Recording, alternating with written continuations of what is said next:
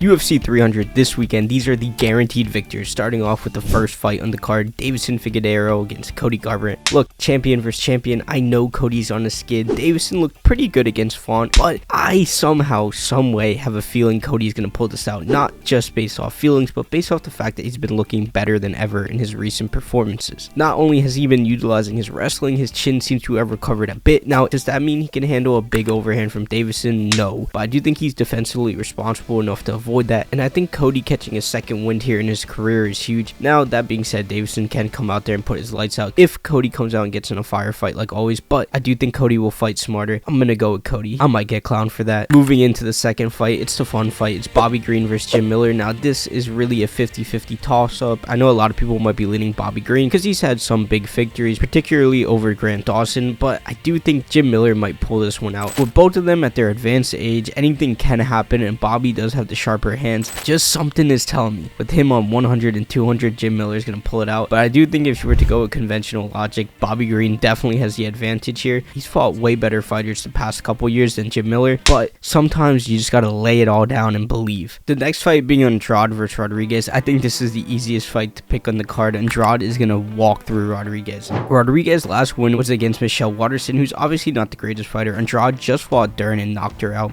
And Andrade being 32, Rodriguez being 36, I think it's pretty easy here to say that Andrade has the experience, the age, the speed, the power. This should be a clear win for Andrade. That being said, sometimes Andrade puts herself in dangerous situations and gets herself knocked out, but hopefully that is not the case here. Moving on to one of the fun fights on the prelims with Jalen Turner versus Moicano. This is really to see who is going to get a top 10 shot after this, with both of them being on the bottom end of the ranked and both of them having a bit of momentum as well. I do think Turner here has a lot of the physical advantages, and Moicano definitely has the hype and the energy to him, but I do think Turner's height is just a lot to overcome. He's a pretty decent wrestler. I thought he beat Gamrot as well. I don't think that's really a hot take. Some people thought he beat Hooker as well. That was a pretty close fight, but Moicano, as fun as he is, as crazy as he is, I don't think he's going to be able to handle Turner's power as well as Turner's size. The next fight is the most underrated fight on the entire card, and that's Sodiq against Diego Lopez. Now, I know Sodiq is not a big name. Diego Lopez might not be the biggest name yet, but he will be a big star one day for sure, and I think this card might just propel him to that. He has a lot of momentum already in Mexico. He's trained with Alexa Grasso, and he had a huge fights against Ivalov where he almost won, and he's won every fight since that. Sodiq is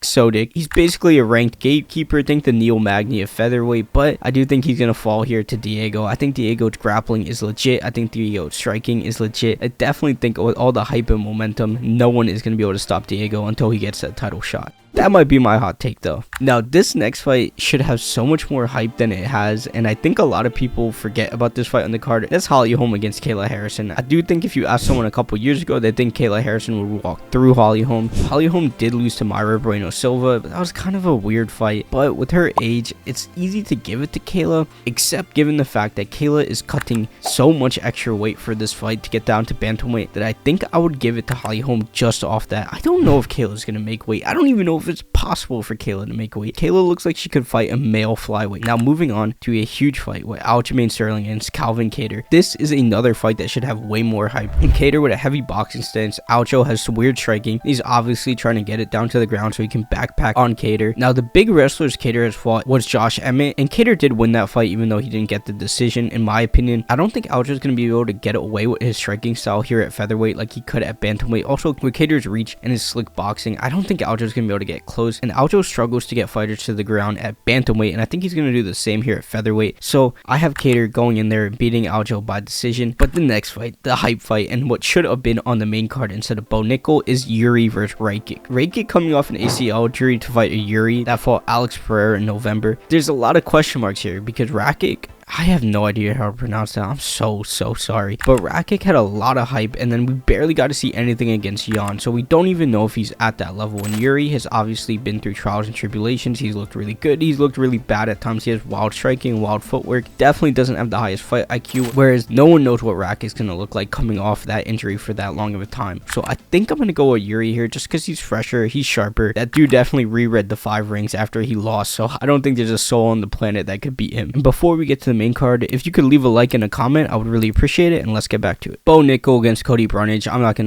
to hamper on this. Bo Nickel is going to win and walk through, and probably another first round finish. Moving on to the most under-promoted fight on this card in Charles Oliveira against Arman. I have no idea who's going to win this. No clue. None whatsoever, and that's what makes it so great, because I think logic makes you think Arman. But when Charles is fighting, has logic ever mattered? Did logic matter against Gaethje when he got dropped 3 times, when he got dropped 3 times against Dustin? Everything points to Arman being the better fighter, but Charles just has that X factor of his wildness and his jiu-jitsu and his striking. He can always pull out a victory, and Arman's big step up against Beneil, we obviously didn't get to see much, so no one knows how good Arman really is. When you knock someone out in 30 seconds, you don't get to see the depth of their game at that level, but that doesn't change the fact that he showed off elite grappling throughout his entire career, and if Charles is on bottom, I don't think he's going to be able to get those submissions off. I do think if Charles is going to win, it's going to have to be in the striking, and I think that's what most people are going to think as well. And obviously Arman knocking out Beneil, a lot of people are going to be rating him in those wildfire fights like he knocked Beneil out while on one knee, but something about Charles Oliveira makes you always want to believe. So even though your head is going to say Arman, you have to go with Charles here. You got to believe in Du Bronx. And man, throughout this entire predictions, I've just been going with my heart every time, so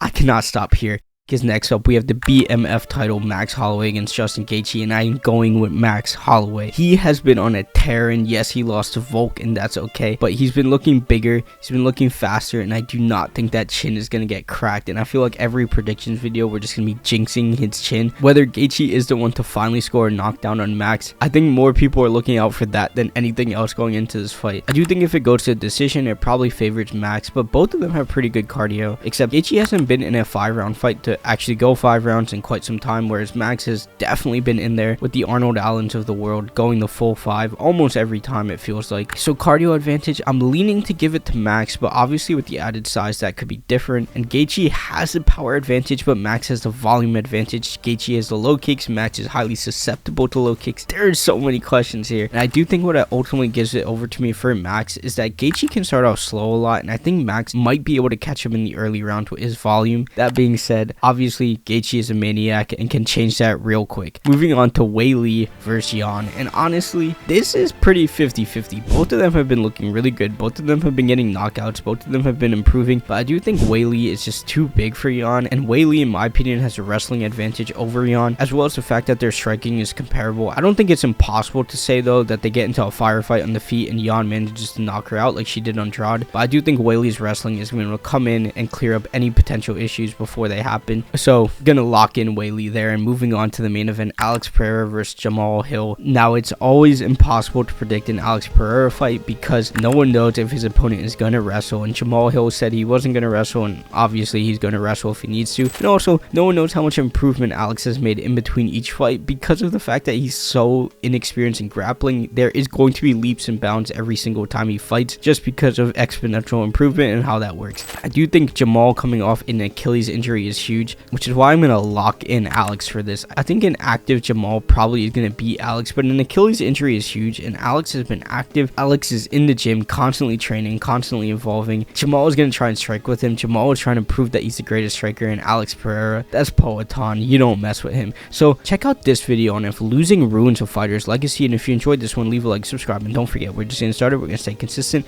I'll see you in the next video.